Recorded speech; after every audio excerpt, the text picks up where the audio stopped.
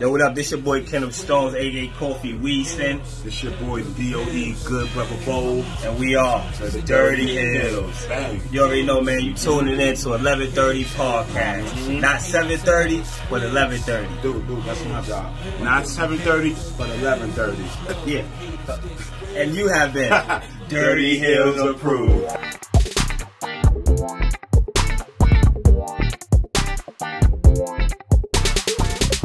What do you do, everybody? It's your man Dre, aka Dre on Wheels. This is episode 75 of the 11:30 podcast, Talk Pro Wrestling. What's goody, everybody doing out there on this Friday? Thank you guys for joining me back here on the podcast, man. It's going to be another great one. It's Friday, so you know what that means. It's time to chat some pro wrestling. Good morning, good night, good afternoon to all my listeners all across the world, man. UK, Germany, the States, man, Canada. I appreciate it so much, man. Shout out to all my listeners in Jersey, man, for real. Jersey, man. I looked at some analytics, man, and Jersey been showing some love, man. So shout out to Jersey, DC, and man, all over the place, man. For real, I thank you guys for joining me back here on the podcast. Wherever you listen to me at this week, whether that's on iHeartRadio, Google Podcasts, Apple Podcasts, or either on the 11:30 Podcast YouTube channel, make sure you subscribe, like it, leave a comment in it, share it, do all that great stuff, and don't forget to follow the 11:30 Podcast on all social media platforms. But you guys, man, like I said, it's Friday. We about to talk some pro wrestling, man. I'm excited as always. But this week, you guys, I have an awesome guest. You guys, two guests, man. They are the co-hosts, you guys, of the Midwest Marks podcast. Yes, man. I was going to have my also along with the guest I had today, Eli Gutty. He's also the host of the Midwest podcast with Alex and B-Mac. But Eli is not able to be here. Hardworking guy, man. But you know he's always on standby, man. So shout out to him. But Alex and B-Mac from the Midwest podcast will be joining me here this week on Talk Pro Wrestling, man, to chat it up about wrestling, man. Everything that's going down in wrestling, all that, man. So it's gonna be fun. So you guys, man, we ain't gonna waste no time. We're gonna get into the show. B-Mac and Alex, how's it going? Doing good. Doing good. How's your day going? Very well, actually. Okay, very well. Talk about wrestling. Okay, cool. We're going to get into some wrestling, though. First and foremost, though, we hooked up by Eli, man. I had Eli on the podcast before. Dope guest. And, we was discussing about you guys being along here on the podcast because Eli, man, a very busy guy. But he said you guys he adopted you guys to the podcast and you guys came in. How did you guys, meet and come about? B-Mac? We actually met on social media, and it was actually me coming on the show as a guest originally, and then like right after the show, I got asked by Eli to be, like a permanent member, and here I am today. Okay. Hey, that's what's up. Eli got some real cool, smooth vibes with his podcast, especially wrestling and stuff like that. Well, we ain't gonna waste no time. Y'all are seeing real cool dudes, man. And we're gonna get into it. What's the hottest thing that you guys feel like that's in wrestling right now? Not even being biased, I gotta go with AEW. AEW? Okay, AEW. Yeah, I feel the same way. Alex? AEW as a whole, that's the hottest thing right now, honestly. Just for surprising wise, for originality, more than anything else. Okay. I feel what you're saying because I think they are doing everything as far as telling story wise, as far as the product goes and everything. In wrestling, they're putting on the better product. WWE is losing a whole lot of fans. This past weeks on Raw, they didn't have a whole lot of people there. And, the ratings has been, going down every, since for the last 2 years and stuff like that. But despite that, with AEW growing and what they're doing right now, we're going to get into WWE in just a little bit with Rampage going up against SmackDown tonight with a huge show. How you guys think about that? Which one would you guys be watching? I'm definitely watching AEW, because they will have the better lineup. They will have the more interesting first-time matches, and so I'm definitely have to go with AEW. Okay, AEW, yeah. We have to look at it the right way. We know that when SmackDown starts, Roman's going to come out. He's going to say his 10-minute shtick, he's going to say his thing. Or we can watch Suzuki versus Bryan almost kill each other on free TV. Yeah. Kind of a good choice there on my end. Yeah, it's going to be on free TV on YouTube, though. But you just mentioned something about, Suzuki and Daniel Bryan killing each other. How do you feel about Daniel Bryan's, work in AEW? You think he's going too harsh right now because of, not at all. I believe he's doing something that he's been wanting to do for the last almost 11 years. You can see it in his style. Anyone that goes back to ROH 2010, 2011 can see this guy wanted to go hard 100% of the time. But when he was in WWE, he can only go 70%. And then the concussions, and then the re-up, and then the concussions, and the re-up. Here, he's with people that actually care about the craft and will protect him. Then they're telling him, you can bust my head in if you want because you're Bryan Danielson. We want you to come out and be the old wrestler, the dragon that we've been wanting to see. So I think he's going full throttle every single match. Mm-hmm. Yeah, I agree. I think he is going full throttle. I think WWE was, been a little overprotective with him. Didn't want him to do a whole lot of stuff as far as in the ring. And now with him in AEW, he's going all out. He's going all out. As far as CM Punk, you guys, how you feel about CM Punk? In AEW right now, you think they're overusing him, or he's right where he's at? I actually feel like he hasn't even gotten started yet. He is in slow burn mode right now, and that's like perfectly taking that time to get him warmed up to the main event because he said to himself in a recent interview, I'm painting my picture to where that at. I don't want to paint the picture, so y'all can't rush my creation because when I give y'all the final product, I'm going to give y'all that old CM Punk that left 7 years ago. You're going to get that, but just not all at one time, and I think that the fans really need to respect the process of what he's doing and really let him tell his story the way that he's telling it so we can all be satisfied when the full picture comes through. Okay. Exactly. Okay. Wise man once said, keep sending in the clowns until they start throwing tomatoes at them. Mm-hmm. No one's throwing tomatoes at Punk yet, so keep sending in the clown. Hey, I'm digging it though. I'm not really understanding why SmackDown is 2.5 hours, this week though. I just understand they just went over to FS1 because of, something that's going on Fox though, but nonetheless, man, I'm excited though for the show for AEW, and they got Dynamite tomorrow night with on Saturday this week. So it's going to be real cool. The thing about Dynamite, or at least AEW, that I'm loving more so is the Forbidden Door that has everybody, crossing over and coming in. It was this past week on AEW Dynamite. We saw Bobby Fish take on Sammy Guevara for the TNT Championship. What you guys think about that and the Forbidden Door, and who would be some more wrestlers you would like to see that cross over? I actually love the fact that there's a Forbidden Door right now because, it's giving you opportunities that we haven't seen around for 20 years. Like, this hasn't been done in over 20 years almost, thanks to the other side, kind of, crushing everything as far as competition. So now that Tony Khan is a true 80s baby in the NWA product, child, it's like, if you will, he's bringing back the territory days where you had, it's like the big wrestlers from the big other companies coming in and all competing for the same championship under one umbrella, and everybody was getting a bag.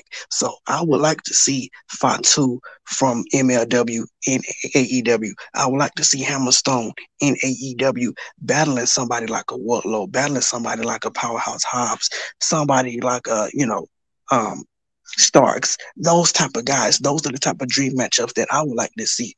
And I definitely think that is more so when you come together, wrestling really wins. And thank God for the Forbidden Door because it's helping everybody eat. And it's definitely have been proved to be successful, especially during the pandemic where, AEW gave all the indie talents a bag throughout the height of the pandemic where no other company would have done that 20 years ago.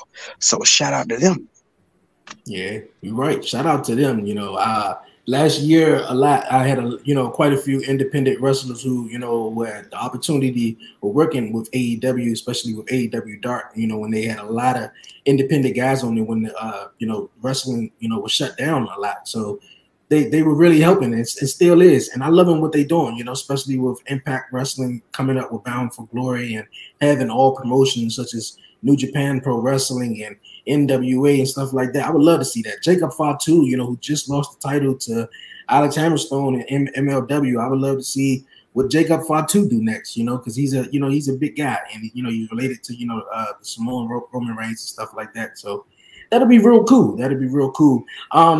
While we on AEW, and AEW seems though they got like one badass guy right now. Well, they got a couple of them right now. We're gonna see what CM Punk do in a few months. But right now, MJF is kind of like the hottest heel in professional wrestling right now. Do you think anyone can touch MJF?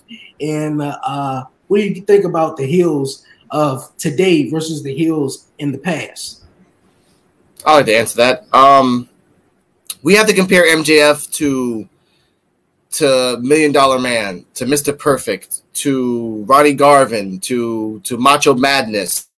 Not Macho Man, Macho Madness, when he was really into the mind of his own psychosis. And comparing heels to then to now, MJF is the perfect personification of the 80s. A man that plays his character 110% of the time, to the point that his parents come out on live TV and say that he's a piece of crap. We don't like him because he's playing the gimmick. He's playing the role. Now people wish-wash so many times, you know, that like the Big Show, you know how many times he's turned heel and face, so many times I gave up. But with MJF, even when he's trying to become a face, you know he's being underhand in the background. So you know in the back of your mind, this guy's still a heel. He just put on a mask of being a face. Whereas in WWE, well, you got one or two heels. You got Seth Rollins. I'm Seth Rollins. No, dude, it's ridiculous. It's boring. But MJF would literally go to a crippled kid and give him the middle finger, because that is the crap. He doesn't personally hate the crippled person. He just plays the character. So yes. I want new ones to come out, you know? Yeah. MJF, I would say, is the most disrespectful heel I've seen in a long time. His disrespect is next level. He would take it to social media. He would take it to an interview. He would take it on television.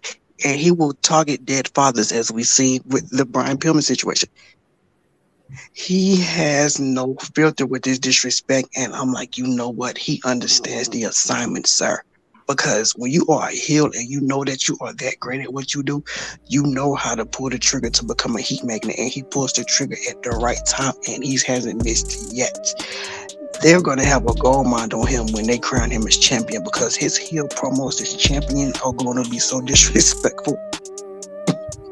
Yeah, it is though. It is. I had a guest a couple of weeks ago, man. It was real debatable in the comments though, between the former guest on and the guest that I had.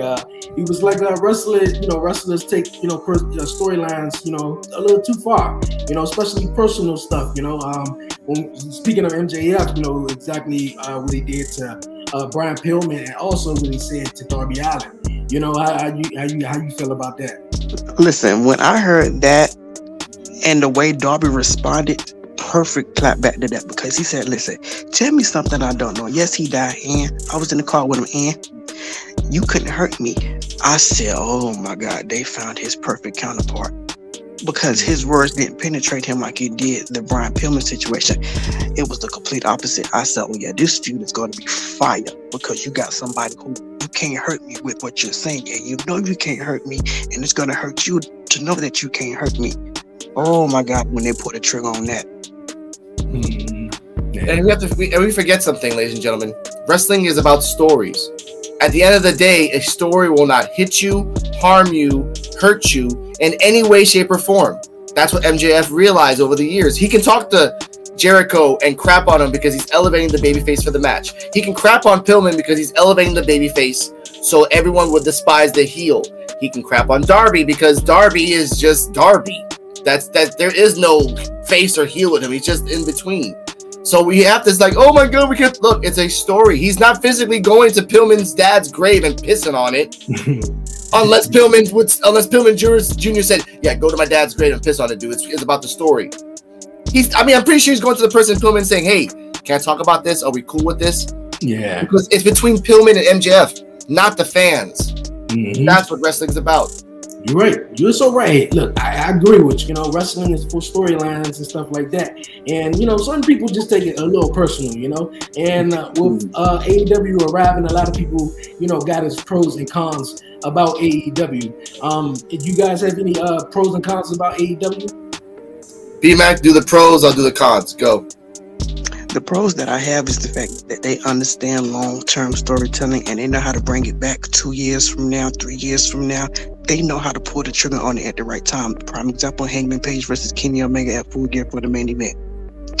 And I also like the fact that they are allowing their wrestlers to be who they are. Like they came off the indies being themselves, and once they signed, they can still be themselves, and they don't have to change their style.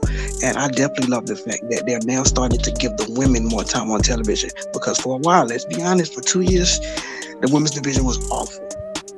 I'll be honest here.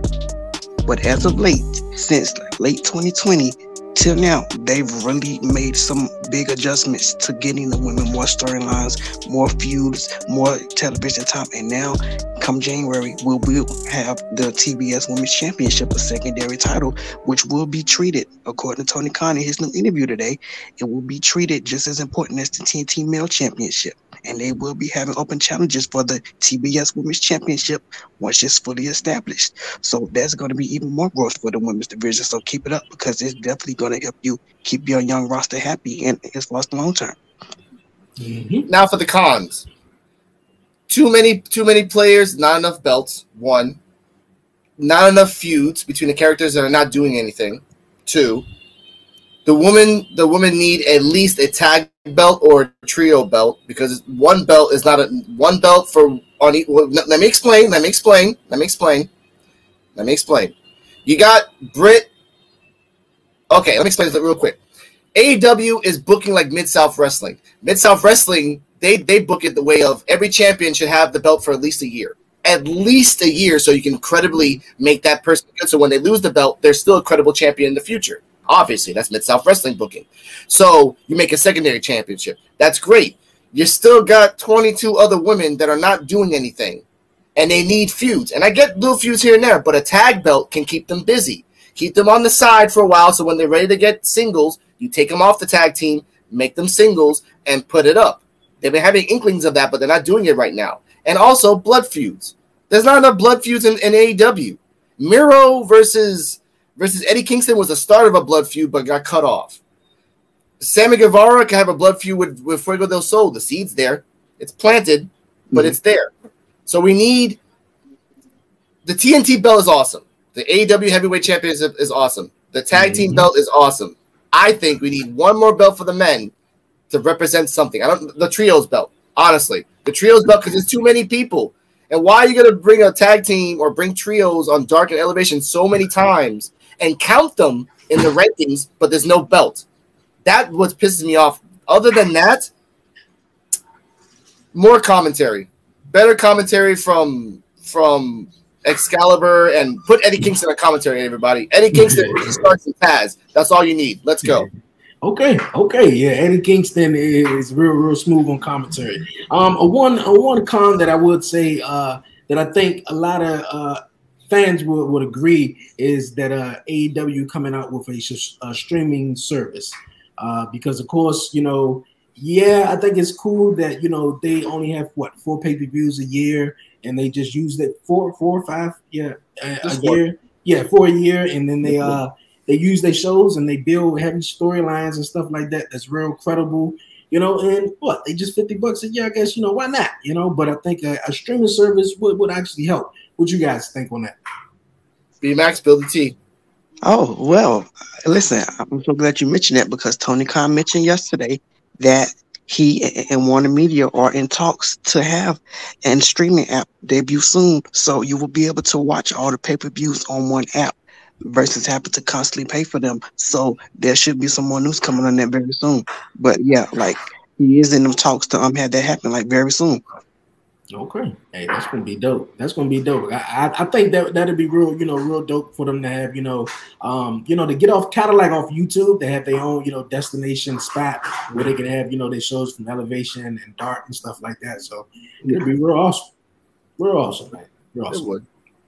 Okay. All right. You guys, man, we're going to move on here on Talk Pro Wrestling. Another thing that's going down tonight, we got SmackDown with everything that's been going on SmackDown with the draft. How you guys feel about what's been going down with SmackDown right now? B-Mac, you're going to talk. I'm not going to say anything about the draft. I'm going to crap on it. Honestly, it's going to be a mess once it finally goes into place. And here's I'll tell you why. Because you're still going to have people sitting and catering doing nothing. You're going to have bodies being misused when they should be in the title picture. So it's just going to be what it is. Not like we just had Zelina, all district, saying, listen, all respect to Zelina, so she's beautiful. But there is no way that she should have beat Toni Storm in that Queen in the Ring tournament last week. There is no reason for that. Never should have happened. And then you had Carmella pin Liv Morgan, a former tag team champion. What are we doing here? I know, but I'll bring up Liv Morgan in a second. But keep going, B-Mac. But yeah, it's definitely. First of all, they need better booking. They need to listen. X-Pac said it best. Actually, this morning he said in a new interview, they need to get these over 60-year-olds out of the office and get some young blood in there on how to run this company into the future. Because the way that it's being ran by Vince, they're going 20 years, 30 years backwards more than they are 20 years forwards. That's a problem because. Listen, yes, it's your company, but you're over 75 now. You should be sitting at home somewhere letting your son, who's in his 50s, get his ideas in on how he can possibly push your company forward. And until Vince is out of office, we're not going to see no real progression. And that's just the sad truth of the situation because Vince still has final say over all the shows, NXT, SmackDown, Raw. Everything goes through Vince. Triple H is, he's at home, he got health problems that he just not had it's like a recent, heart attack, health scare. So he's in no position to be, basically on the jet every week trying to see what's going on. They're going to have somebody need help to get this man out of office because until then, it's just going to be a mess and a nuclear bomb the day he drops because it's already been said they don't have a second in line for when he leaves us one day. That alone is alarming because I'm like, you mean to tell me you have $1 billion company and no second hand to run it when the main one dies out? True. And speaking of Liv Morgan, let's be real, ladies and gentlemen. Liv Morgan got the pop. Liv Morgan's with the fans. And I love that. Liv Morgan is no Sasha Banks, no Becky Lynch, no Charlotte, no Io Shirai, none of those in work rate. So I'm happy she's getting the pop. But honestly, show me a 15-minute match, Liv Morgan, that tells me, holy crap, I want to see her go. I haven't seen that. And with the draft, let's be honest. It's true. Let's be honest. Do you even see any storylines connecting with this draft at all, other than the same things over and over again? No, it's the same thing. We can do this for another year all over again. All we're seeing right now, which is what we're going to see on SmackDown, is Roman versus Brock, Sasha versus Becky, and a recently dethroned Miss Belair, who's got the Kofi treatment at SummerSlam. This is all that we've seen, and they're not building up their young stars because, let's be honest, why haven't somebody given Ricochet a legit push already? This man should have been their generation's Dante Martin. He was that dope before he got to WWE. But he can't talk. Doesn't really matter. You can flippy dippy 1,000 times over. If you can't talk, you're done. You know that. So you mean and then what? Put a manager with him. Okay, fine. What manager? You put MVP. Great. Then you have to turn him heel. I've never seen a heel Ricochet. I like to see a babyface Ricochet. So there really is no manager to help him. He's a duck out of water that's flipping. And this is what the problem that they have booked themselves into, because we got to think about the fact that as much as we don't want to talk about it, Roman is going to have to retire someday. He's 36. That's not old, and I'm not saying it's old, so don't get it twisted to anybody watching. That's not old. But let's be realistic. He's not going to last another 20 years like a Goldberg at 51 or Jericho at 50 already. He's not that guy, and I can see that already. he has maybe 4 or 5 years tops, and he's out of there. So they need to be building now their next generation after him, because once he dies out, once Sasha's 29, she's not going to be around until she's 40. Let's be real. Once those two leave, once Becky leaves, and she's already 34, 35, close to 40. Half their roster that's in the picture right now is close to 40. And yeah, but Becky's never leaving though. Becky's not gonna leave. Becky's not gonna leave. Charlotte's not gonna leave. Sasha's not gonna leave. Bailey is never gonna leave because it's a check. She's gonna have to retire from physical competition one day. She's gonna have to, body-wise, she's not gonna be able to last. Who do they have in line to build up? That's the problem, because they're not building up the next generation like AEW is, who has the Jungle Boys, the Jade Cargills, the Sammy B's, you know what I'm saying, the Darbys of the world, the Red Velvets of the world, the Brits of the world, the Chris Statlanders, the Tanaras of the world. That's 5 or 6 people that I've just now named that's coming up after the Kenny Omegas them sits down one day. WWE hasn't been doing that, and AEW is doing in 2 years what it's taking them a forever lifetime to even want to do, which is build new people.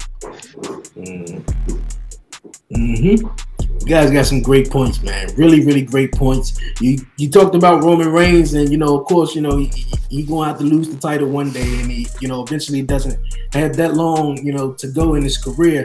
Who you guys seeing being the next Universal Champion after someone being, who you seeing the guy to be Roman Reigns? It's almost depressing to talk about, because it's like, why even put a name out there if you already know in the back of your mind with the way they book? His wings are going to be clipped within a few weeks or 6 months, because Vince don't like what's going on, or he don't look how Vince wants him to look or wrestle how he wants him to wrestle. So Vince strips him of the title and sticks him back in catering. You see how much of a headache that is? I can't imagine being a fan of WWE right now, being invested in somebody knowing that I could turn on next week and they be stripped on a random SmackDown because Vince came in pissed off this morning. The better question you need to ask: who's going to be the next Roman after Roman gets burned out? They already did the Cena. Roman became the new Cena. Now we just need another Cena. They don't have one. To answer your question, unknown. There's no one that's going to take the belt off Roman until maybe WrestleMania 40, I'm guessing, because he's the guy. He's healthy. He's 34. So that means he can go until he's 40, because AJ Styles is going to 40. So you guys really think that Roman Reigns will be the Universal Champion for the next maybe 3 years? Yeah, they're already stating it right now on Dirt Sheet Radio that The Rock was pushed from Survivor Series to WrestleMania 39. He's 36 now. Let's be honest. Yeah. Roman is 36. The Rock won the championship when he was 27. He was 9 years younger than what Roman is now. That's why they're speeding it up.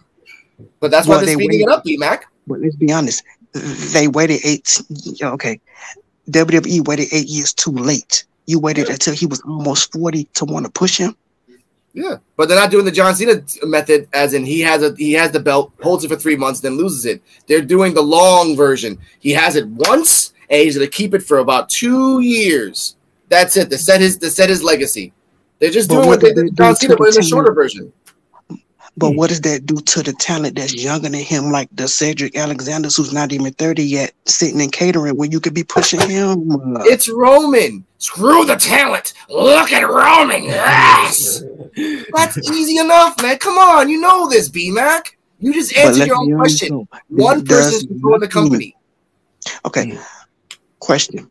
Let's say I'm play devil's advocate. Let's say AEW chose not to debut this TBS championship, and if they chose to keep Britt champion until what's the year 2024, you mean to tell me all the girls that's better in ring because ahead of her should have had to have suffered just because?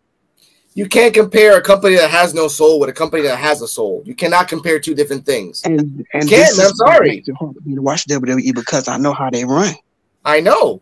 But that's the point. You can't compare it. We have the stats of WWE and we have the stats of AEW. And the stats of WWE states that Roman's going to hold that belt until probably WrestleMania 40. And if The Rock is going to pop out of WrestleMania, he's going to lay down for Roman.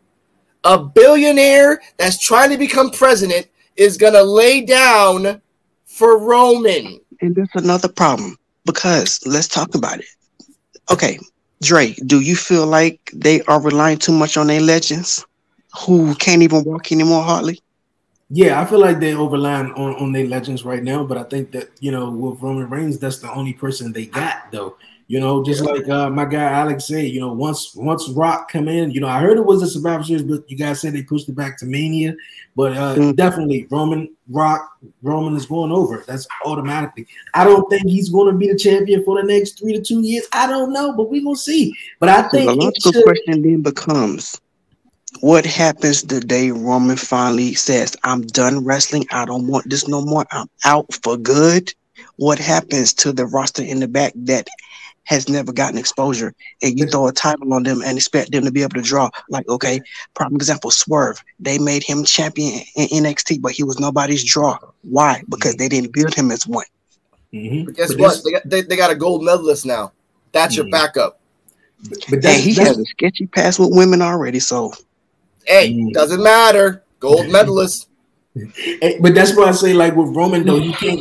You know, I understand what you're saying. You know, B-Mac. You know, for us, the other guys. You know, if Roman Reigns beats, you know, champion, he decided, you know what, I'm done with it. It's over with. You know what goes on with, you know, development with the other superstars and stuff like that. That's why I feel as though, you know, whoever beats him should, you know, they should build it up to be, you know, a credible guy and move on to the future, though.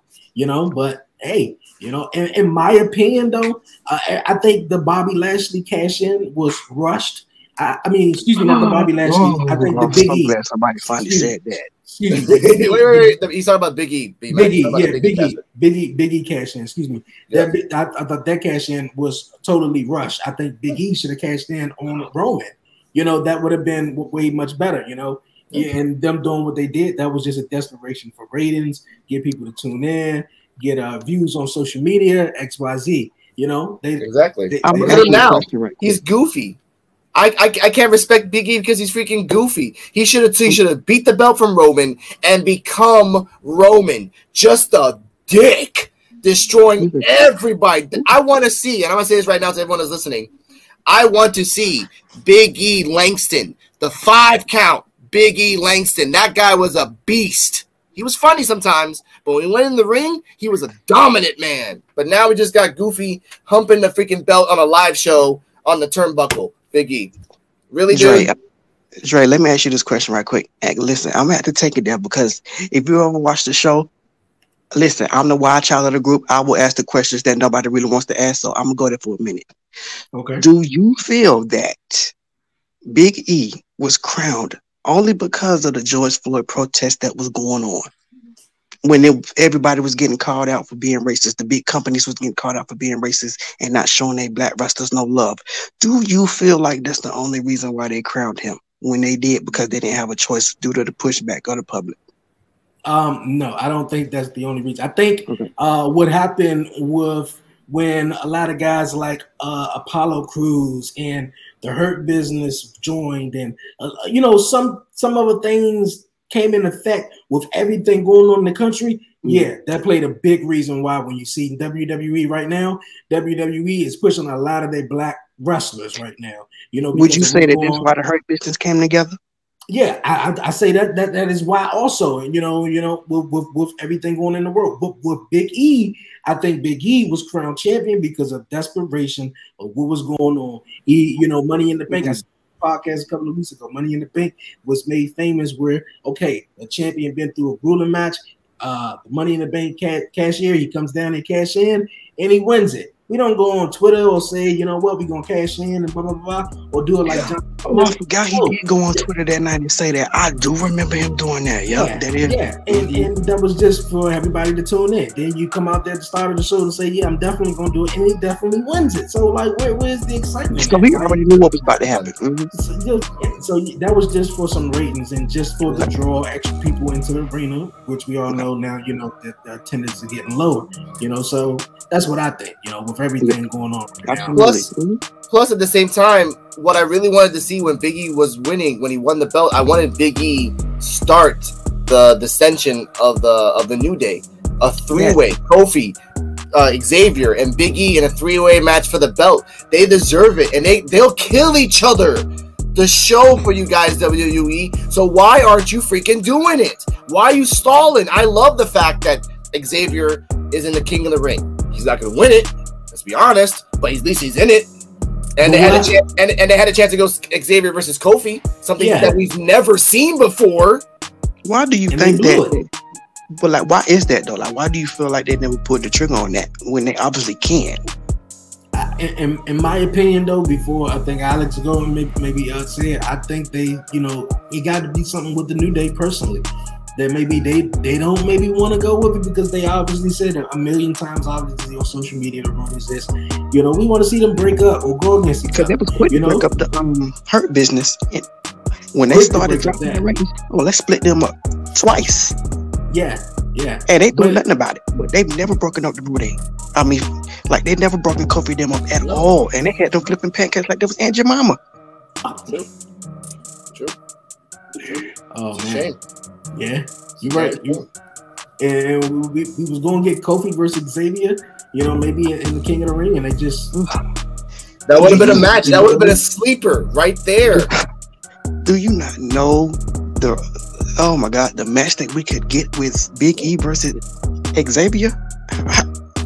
We're never gonna get it. We're never gonna get it. We could have. We could have had. We're not gonna have, obviously, but we could have had egotistical King Xavier just go all the hinges and say, you know what, Big E, you're the champion, but I'm the king, so I want a freaking championship title match right now. Let's go. So just right off, and Kofi's like, no, dude, come on, let's like that. And then, but no, they're not gonna do it. They'll probably do it in the bag, but. It's money on the table because there could be a money match on pay-per-view. What? And the main event for the championship. Exactly. Imagine the title card for Survivor Series where you see the title card, the main picture, and it's just all 3 New Day members, and one in each corner is looking at each other, waiting just right off the bat. You could have made it a ladder match for the belt. That's a ladder match for the belt where Kofi can go crazy, Xavier can go crazy, and Big E can just No, now we're gonna get gender went up, and come on, guys, and we all know who's gonna win. It's gonna be the Demon. It's gonna be Finn Balor because they have to compensate for him losing over that botched turnbuckle. That's it. That's it. Key. That's it, man. Hey, we're gonna see because the King of the Ring tournament and so as the Queen of the Ring or Queen's Crown tournament has been horrible. I don't know. I said it a couple of weeks ago. Maybe that. Someone has the name Queen of the Ring, but I really don't know. It's Tony Storm. I'm surprised that they didn't book Charlotte for it. I'm surprised too. I'm surprised that it was only. Well, she was the champion. Excuse me. I'm surprised that it was just only 8 people that was involved just in the tournament. So should have been 16. It was just only 8. 8 girls they have. It was only 8. That's it. Only 8. That's it. 8 men, 8 women. Yeah. They could bring up girls from NXT. They could have bring up girls from the NXT UK. They could have shined, even for showing off. You showed Toni Storm for less than 2 minutes, and that's it. Okay, thanks. Yeah. Not to bring up AEW, but I know they got a women's tournament coming up in January. I want this tournament to be showcased properly, how women's wrestling could be on a national stage when given the time, because this is going to be a 16-girl event. It's not going to be this 8. It's going to be 16 girls. I want all 16 girls to shine so they can kind of send a message like, listen, this is y'all might be trying to sign after y'all leave this place. Because I would love to see EO and AEW tearing it up with Sheeta. What? Yes. Hey, I feel you on that, man. Some crazy decisions going on right now in WWE. But we're gonna move on, you guys, here on a Talk Pro Wrestling, man. The future is bright. We were talking about the Forbidden Door. What you guys think about Impact Pro Wrestling and also New Japan Pro Wrestling, coming up to the forefront in the mainstream with wrestling? I think more than anything else, I'll say this first. New Japan Pro Wrestling is actually being smart, letting people come in and out from different places. We had Tanaka, we had Suzuki, we have all these other people coming in. We have Lulu Pencil coming in. We have all these different people coming in, and that's good because then we're showing off people from MJPW. The reason we're having Brian versus Suzuki is that Suzuki is the man in Japan. So the only way to show face and the show product is to show Suzuki. You show a song, you're automatically going to have Excalibur say the stats and everything else, and that's going to make money. With Impact is a sneaky little bastard because they like to bring in people in and out. You got the Good Brothers, you got the women's tag team champion and everything else, and that's great. That's actually really good. Now we need to open up the door even more. We need to go to MLW. We need to go to Women of Wrestling. We need to go to NWA again. Really bring them back. We need GCW. And we are doing GCW, obviously, because Mox is still the champion in GCW right now. Again. That's good. That's whatever that happens. That happens. But the point is we're getting promotions. Not just we lend one person to go out. If we lend one of ours, we want 3 of yours so we can show it off. Our one is more 3 of yours. So let's get that. Like I would love to see a run-in storyline of an invasion of Women of Wrestling. Just all the Women of Wrestling coming to AEW and just messing stuff up. Here's one thing about that. Here's one big blowback from that. You already know that I'm about to take it there. So I'm not gonna say her name. We don't have to say her name. We don't have to say her name, but I'm saying it's ratings. I'm looking at this financially. Given what's been going on with that whole situation over there, and you know the double standard, as soon as they were to do that, do you think it would be worth AEW having a working relationship with the Women of Wrestling, given Miss Blanchard is their top star over there? Because the moment because you got to think about it, the moment they put her on Dynamite, it's gonna be a shitstorm. Excuse me. Then don't put her on Dynamite. Don't put her on Dynamite. Just take the girls to Dynamite to them. Did not put her on YouTube. I know, but that's the point. You put all the other wrestlers on Dynamite except her, and then all our wrestlers go to there. That's fine. We don't get blowback. We just go over there. That's their problem. That's not our problem. But we get all the other wrestlers, and they'll talk about it. But that's the point. It's ratings and clickbait. That's the way to get the freaking money. Ratings and clickbait. Frustrated me with that situation because whether you like her or not, she's gonna frustrate you, be back, but you're still gonna watch it. Listen, as long as she's not on my screen, absolutely. Exactly. You're right. But my thing is this though. I would have loved to have seen Tessa Blanchard versus Sheeta on Dynamite. Yeah, but screw that crap. We have plenty of other better people. The girl can go, and she's a name, and she can draw. She's a name. That's great. What you live for. But guess what? We have someone better. We have a Serena Deeb. That's fine by us. We have a Serena Deeb. We don't need Tessa Blanchard. I love Serena. No, man. We don't. I love Serena. Hey, you, my man, Alex. Oh, go ahead, Big Mac. But to answer your question, I would like to see AEW get more involved with New Japan once the COVID finally clears up, and we can finally get the Okadas and the Tanahashis over to the States for Dynamite. What? Zack Sabre Jr. versus OOC. Listen, me being a tea spiller, I'm gonna spill this tea for what I'm saying, all watching who probably didn't know. We were supposed to get Moxley versus Tanahashi for All Out. But given that he had just, beat Lance Archer, they didn't want him losing on pay-per-view, so that's why they scratched that. But he was supposed to battle Moxley for All Out, Tanahashi. Yeah, that would have been dope, man. We were supposed to get that. My Alex mentioned Serena Deeb, and I mentioned on the podcast last week that I thought it was very interesting, especially the story that took place on Dynamite last week, and I want to know you guys' thoughts on when Sheeta was supposed to go for a 50th win, and they had the trophy there and everything, and she lost, and everybody was totally shocked. I want to know what you guys thought on that. In my opinion, I thought it was perfect storytelling to have everybody good. Okay, well, let's say like this. First off, it was perfect storytelling. Let's give it context to people that don't know what the 50th win means. For AEW, when you make 50 wins, you're called the Grizzled Vet. Jungle Boy has already got it, and he got his trophy too. So he is the Grizzled Vet. Conti's 17 away, and Sheeta's like 8 away. So that's just for anyone that loves stats, because I'm the stats man. The fact of it is this. You didn't want Sheeta to beat Deeb, because Deeb is a professional. Same type of years as Sheeta, same background, same reps. So the smart thing is, we all know Deeb is getting really heelish. We don't want Shida to win, but we want Shida to turn heel. How do we turn Shida heel? Well, we just bust her over the head with the freaking thing, and now, like we talked about in the Midwest Marks podcast, every match leading now, Shida's gonna lose. I'm calling it. Shida's gonna lose every single match leading up to that 50th, and she's gonna get discouraged and makes her turn into a heel. And like B-Max said, which I'll give you a second, B-Max, so you can say it out loud. His idea, the fact that we need more heels in the women's division. All we got is Britt, Hayter. That's it. Just Britt, Hayter, Nyla Rose, but she's been gone. Jade. And Jade is doing her own thing, so we can't count her as a heel. She's just going on a path. She's not. She has no rivalries to anybody else. And Abaddon, but Abaddon's a person in itself. So we need Deeb as a heel, and Shida needs to turn heel too. Why, D-Mac? Take it away. I'm gonna say this. Even the tea spiller. Listen, I have gotten exclusive tea from my source, who gives me all my tea, by the way, that AEW are getting ready to pull the trigger on an official all-Japanese Joshi faction in the women's division, headed by Emi Sakura. Okay.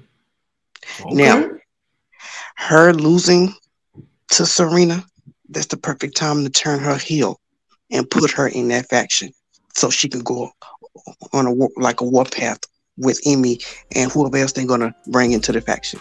But yeah, they're about to pull a faction on an all Joshi faction for the AEW women's division. Yeah, that's gonna be awesome right there.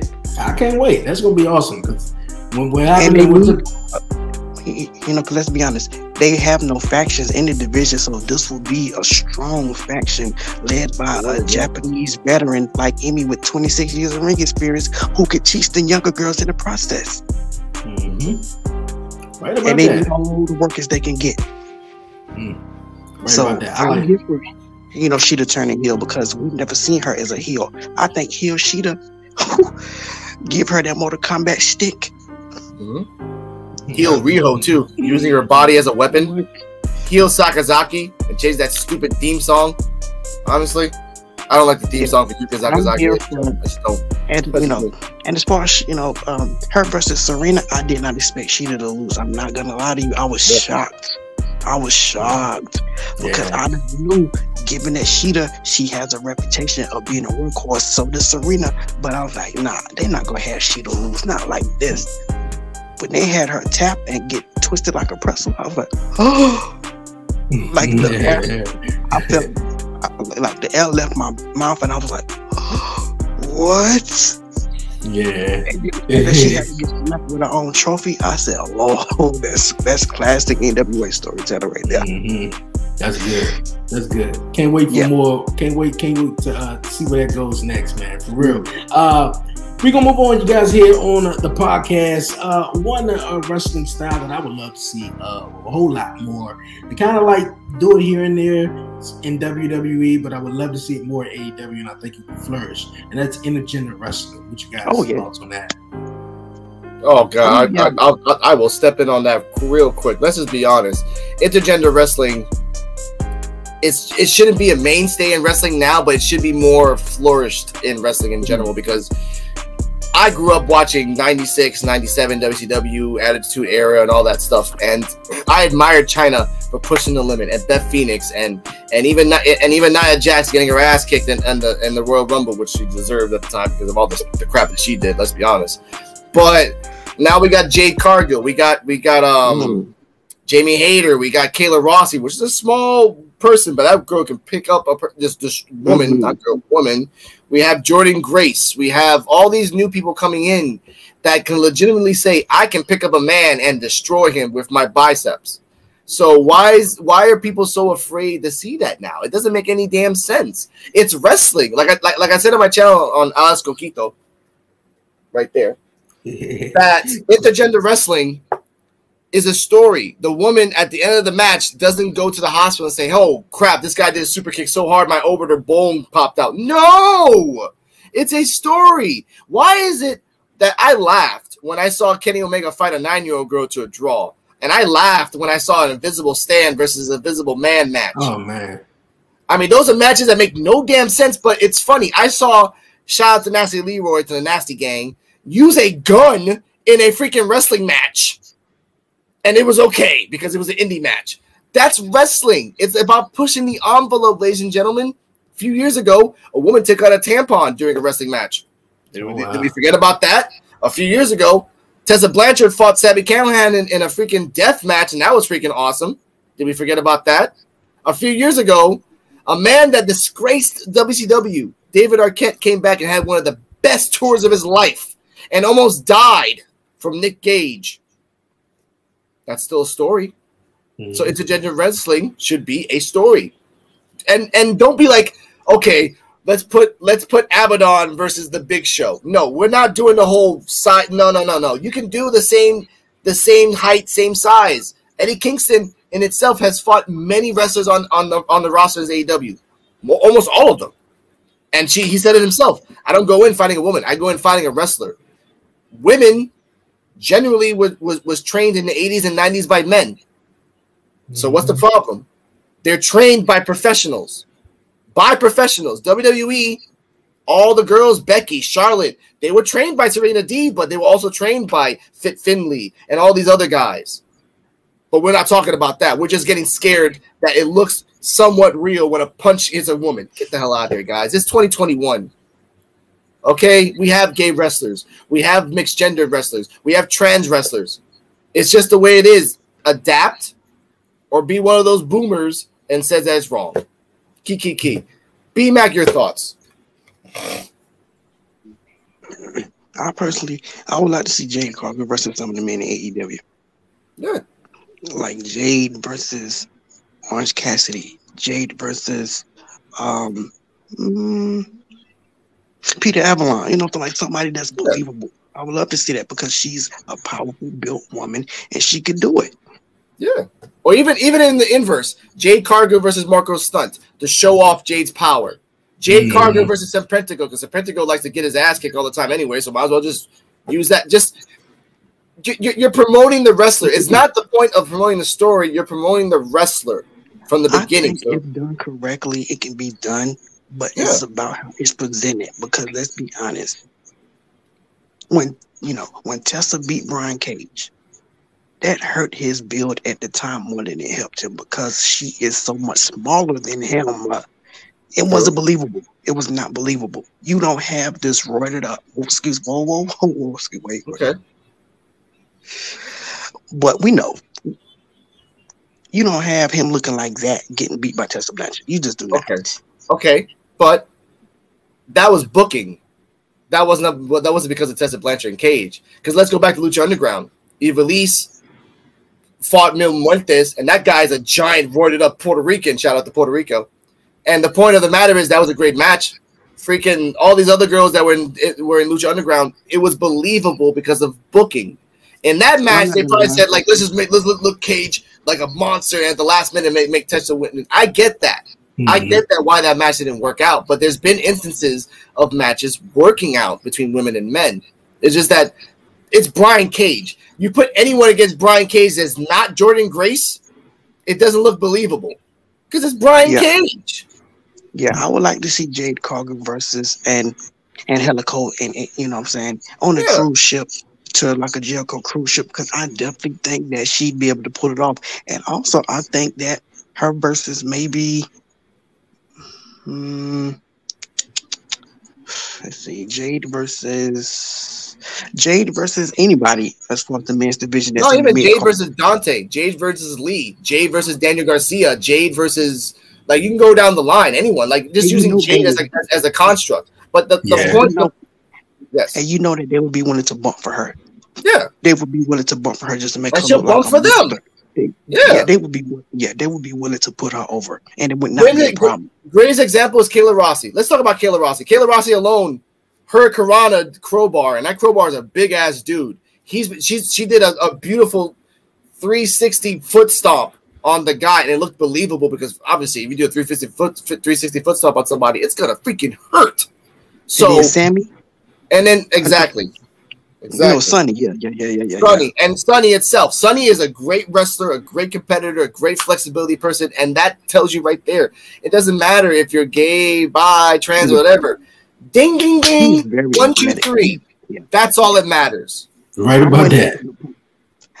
I waited for them to pull the trigger on Kayla Rossi because listen, They will. They will. They're doing it slow. They're doing the China build. China wasn't a piece in the beginning. China was slowly building it up and doing the outside the ring shit.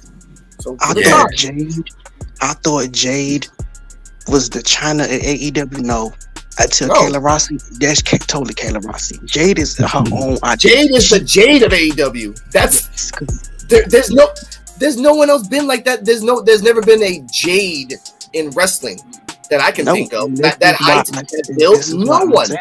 And this is why I said once she puts it all together in ring, Jade, that is. I say early 2023, maybe when she puts it all together, because it probably won't take that long. When she puts it all together, she's going to be that next big crossover female for wrestling. She's going to be what Awesome Kong in her prime was, but way more athletic. Mm-hmm. She's going to be a monster when they put it together. And once they crown her, it's going to be hard to get that title off of her once she puts it all together. True. Right about that. True. Right about that, man. I want to see more, in the intergender wrestling, and it'd be great if we can get like an intergender like tag team titles or something like that, or something. I don't know. Maybe they say. Well, you see how Impact, they got a championship that's about to come out in a few weeks called the Digital whatever, and that's basically an intergender championship. Oh, okay. All right, man. I think I missed that one, though. Tea spiller, man. I told you, this guy spits it out. He spills the tea. Rapid. That's what's up. I dig it. I really do. Hey, yo, you guys, man. I appreciate you guys joining me this week here on the 1130 podcast, B-Mac and Alex. Before you go, man, shout out to any question, anything you would like to say? I just want to say, man, look, keep doing your thing. Look, I be seeing you killing it. Keep doing it, because you definitely got a niche out here for this market that needs to be heard. So I'm proud, and I would love to come back on your show anytime. Anytime. You guys are welcome back anytime. I love you guys' knowledge of wrestling. Alex, I dig you, man. And B-Mac is awesome. I want to shout out my guy Eli for connecting you guys with me and having you guys on the 1130 podcast, Talk Pro Wrestling. And I definitely will be a guest on you guys' podcast in the near future. Before you go, also tell the listeners and viewers where they can follow you at, subscribe to you guys' podcast and episodes, everything. You can find us at the Midwest Marks Podcast on Apple, Google, Spotify, Anchor, YouTube. Hit that like and subscribe button. We love it when you do it. Like, if you love wrestling, we love you platonically. You can find me on Coquito_Alex on Twitter and Snapchat. Don't hit my Snapchat. I don't even check that crap out. You can check B-Mac on. Oh, yes. On Twitter it's Milano_Mark with 4 B's. And again, it is the tea spiller of the Midwest Marks Podcast, because every time I spill some tea, it's always hot and it's always exclusive. So make sure you don't miss it. And I am Alex Coquito, the truth, the stats man, the man that tells you the truth about the news about Puerto Rico. Come hang out on my YouTube channel, AlexCoquito on YouTube. Honest, unbiased, and funny. Kiki. Hey, you got it. I love it, man. You guys welcome back here anytime. Shout out to you guys once again. Keep doing your thing, and thank you for joining me this week here on the 1130 podcast, Talk Pro Wrestling. Thank you, and thank you for giving us a chance to spread our word of wrestling throughout the world. We love wrestling, and we love you too. Yo, I appreciate you guys joining me this week here on Talk Pro Wrestling, man. It was an awesome time chopping it up with you guys, man. For real, Alex and B-Mac. You guys welcome back here anytime here on the 1130 podcast, Talk Pro Wrestling. And also, once again, shout out to my guy, Eli Goody, man, for making this happen, man. For real, he's a hardworking guy. Was like, yo, I'm not going to be able to step in on this one. And, yo, man, I got my guys, I adopted them. And, yo, we just, close family, man. We just, vibing off wrestling, man. Wrestling, man, just we'll bring somebody together, man. We just be like, yo, we ain't really got nothing in common. We love wrestling. Hey, we family now. So, hey, yo, man, go subscribe to the Midwest Podcast, you guys, wherever you get your podcasts is at. For real, man. They got some great content they drop each and every week. So that was dope, man. For us, Friday, man, we was talking earlier in the show with SmackDown going on tonight, man, and WWE, the booking, man, it's crazy. Like B-Mac said, man, how the hell did Tony Storm lose and Liv Morgan? And I'm not understanding the Kofi Kingston loss against Jinder Mahal. Even though I said it, man, King Mahal got a little ring to it, though, but hey, I don't know. They dropped the ball on the Kofi Kingston and Xavier Woods, that huge matchup that we was, potentially going to get, but, they just took it right from us. Anything we want, they just take away, and then with the attendance ratings and then along with COVID right now, it's not looking too good. Not looking too good. But with tonight, SmackDown, 2.5 hours, I was like, okay, why is they 2.5 hours? And I came late on Raw and I was like, okay, the Usos are here. Why are they here? I'm understanding they were there. That's their hometown and they won by, count out. But it's just not making sense, man. It's not making sense. I'm loving where AEW is going tonight. So, hey, man, Bryan Danielson got a huge Diggo matchup in Dynamite tomorrow night. So it's going to be awesome, man. For real. This was a dope episode of Talk Pro Wrestling. Once again, shout out to the Midwest Podcast. For real. Yo, it's been an awesome one. Before I go, you guys, man, don't forget to follow the 1130 Podcast on all social media platforms. Follow me on Twitter and Instagram at the 1130 Podcast. Like the 1130 Podcast on Facebook. You dig? For real. If you'd like to be a guest here on the podcast, email me. That's the 1130 Podcast at gmail.com. Or just DM me on social media so we can work, man. For real. I love it, man. And also, you guys, man, the 1130 Podcast, each and every Wednesday, main podcast, streaming on EB Radio and YouTube. Make sure you tune in, man. The 100th episode is coming up, you guys, October 27th. So write it down on your calendar. Tell a friend about the 1130 Podcast. Tell your boss, even though you might not like them, but tell them. Or just tell anybody. For real, I appreciate it so much, man. And also, you guys, man, hey, Talk Pro Wrestling, we at the 4.6 thousand downloads. And I thank everyone for tuning in each and every week. So, yo, we going to keep getting at it, man, for real. Yo, what a time to be alive in wrestling, man. It's a whole lot going on, for real. I can't wait to see what Impact doing right now. They got a huge stuff coming up, with Bound for Glory coming up. And, man, the Dark Side of the Ring jump from last night. There's so much, you guys, so much. But you guys, man, stay tuned to the Midwest Podcast. I will be a future guest on their podcast, so it's going to be great, for real.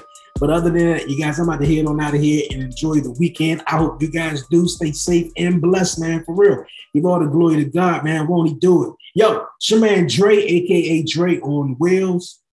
And I'm out.